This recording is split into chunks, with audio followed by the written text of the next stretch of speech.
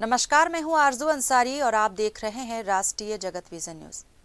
इंदिरा कला संगीत विश्वविद्यालय में 3 दिवसीय खैरागढ़ महोत्सव का भव्य शुभारंभ हुआ। कार्यक्रम का उद्घाटन राजनांदगांव संसदीय क्षेत्र के सांसद संतोष पांडे के मुख्य आतिथ्य में संपन्न हुआ। विश्वविद्यालय की कुलपति प्रोफेसर डॉक्टर लवलीश शर्मा ने कार्यक्रम की अध्यक्षता की, जबकि पंडरिया विधायक भावना बोहरा अति विशिष्ट अतिथि के रूप में उपस्थित थीं। महोत्सव की शुरुआत विश्वविद्यालय के छात्रों द्वारा कुल गीत की मनमोहक प्रस्तुति से हुई। इसके बाद अतिथियों का स्वागत और स्मृति चिन्ह भेंट किए गए। इसी के साथ 3 दिवसीय खैरागढ़ महोत्सव का औपचारिक शुभारंभ किया गया। उद्घाटन समारोह में मुख्य अतिथि सांसद संतोष पांडे ने कहा कि भारतीय संगीत और रागों की अपनी अलग विशेषता है। उन्होंने कहा कि इस कार्यक्रम में मुख्यमंत्री को शामिल होना था, लेकिन सौभाग्यवश उन्हें आने का अवसर मिला।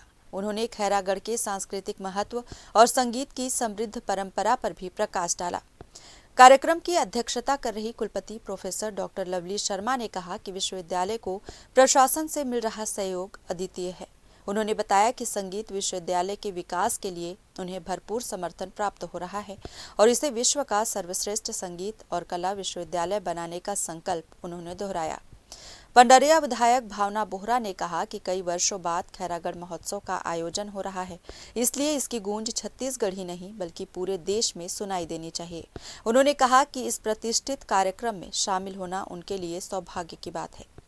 कार्यक्रम के पहले दिन संगीत और कला की विविध प्रस्तुतियों ने दर्शकों को मंत्रमुग्ध कर दिया।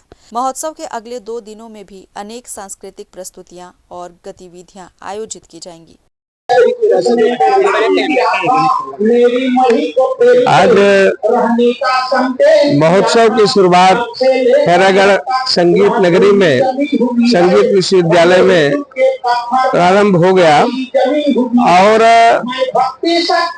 राजा बीरेंद्र बहादुर रानी पद्मावती के द्वारा दिया गया यह अद्भुत धरोहर और जिसका सदुपयोग संगीत की शिक्षा के साथ एशिया में यह पहला विश्वविद्यालय है जो हमारे खैरागढ़ में है। हम सभी सौभाग्यशाली हैं। देश दुनिया के लोग यहाँ आकर के कला और संगीत की शिक्षा प्राप्त करते हैं।